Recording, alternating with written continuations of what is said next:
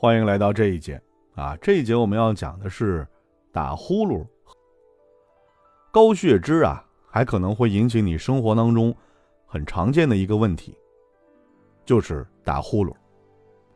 医学上管它叫做打鼾打呼噜呢是困扰着很多的人的。全世界因为打呼噜，每年不知道要开多少次国际性的会议，去研究如何对付打呼噜如何治疗打呼噜。当然，打呼噜也不单是由高血脂引发的，其他很多原因也可以引起打呼噜。比如说比较严重的睡眠不足很多天都没有好好的睡一觉了，或者是好不容易可以睡个安稳觉了这个时候呢就容易打呼噜。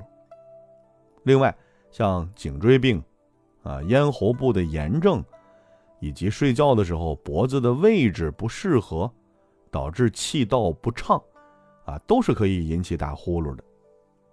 但是最严重的打呼噜是由高血脂引起的。打呼噜有不同的级别一些人的呼噜打的是水平不高时断时续，也不是很响。再向前发展呢，就发展成了级别更高一些的了呼噜响起，那就吵得别人不能入睡了，甚至都能够把隔壁睡觉的人给吵醒了。级别再高一点的，那就是睡觉的时候可能会出现呼吸障碍的呼噜人。这些人在睡觉的时候呢，本来这呼噜打得挺好的，结果突然之间就停了连呼吸都停了，憋着。有的人是能憋10几秒钟甚至是几十秒钟之后才能开始呼吸，紧接着又开始打呼噜了。也有的人呢就是一直憋着，到第二天早晨起来都没醒，结果可能就永远都醒不过来了。这就是很严重的问题了。医学上把这种睡眠状态称为睡眠呼吸暂停综合征。我的一个朋友他就是有呼吸暂停的这个问题，但是他找到我呢，不是为了去解决呼吸暂停的问题，而是要解决掉他肝的问题。在指导他服用了营养素1个多月之后，有一天聊天的时候，他无意当中跟我说，他是每天带着呼吸机睡觉我才知道他有这个问题。他跟我讲说，当时他发现睡觉的时候会被憋醒，然后呢就去看专家了。通过仪器跟踪记录他睡眠时候的呼吸情况，发现他确确实实是有这个问题的。专家的治疗意见呢，就是要带呼吸机睡觉。我看了一下他用的营养素的方案，然后我就跟他讲，你回去之后呢，把这个呼吸机给摘掉。他是半信半疑的跟我说，不行人家专家说了，我这个得带一辈子呢。我说没事儿你回去你摘掉就行了。他还是不相信。回去之后他就跟他老婆说王博士让我把呼吸机给摘掉睡觉，晚上你帮我注意着点呗，别出事儿了。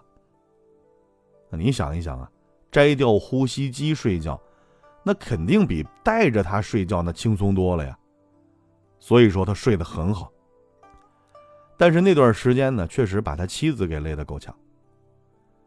夜间一会儿就得去看一看他有气儿没气儿几天之后就跟他讲，好像是没事了，连这个呼噜声都比以前小了。就这样，他是彻底的摘掉了这个呼吸机。在医院里边治疗这个睡眠呼吸暂停综合征，除了建议用呼吸机之外，另外常用的治疗手段就是手术切除鼻咽部的这个所谓不正常的组织。其实意义不大，因为打呼噜的根本原因不在那儿。前面我们讲了，高血脂可以导致血管的堵塞讲了心脑血管病的时候，我们指的是大血管。其实高血脂最先引起的是小血管的堵塞，尤其是微循环的堵塞，导致微循环障碍。大脑的微循环是最丰富的，高血脂会引起大脑的微循环障碍，造成脑缺氧。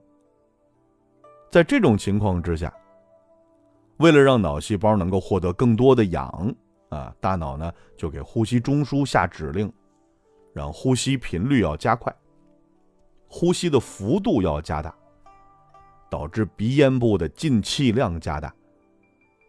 再严重的单纯的用鼻子吸气都不够用了，只好把嘴巴也用上。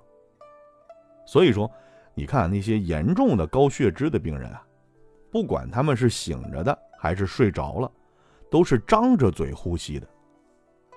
他醒着的时候呢，你要是跟他离得近一点，你都可以听到他的呼吸声。这就是大骨的气流急速的通过他的咽喉部和气管所发出的声音。通俗的说呢，就是出气呼呼声。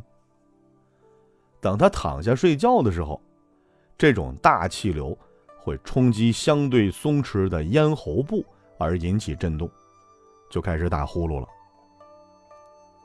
营养素是可以很好的去改善大脑微循环的，所以说呼吸暂停消失了，呼噜声也是从大到小，从强到弱，最后完全消失掉。好，这一节呢咱们就先聊到这儿，在下一节当中和您聊一聊高血压。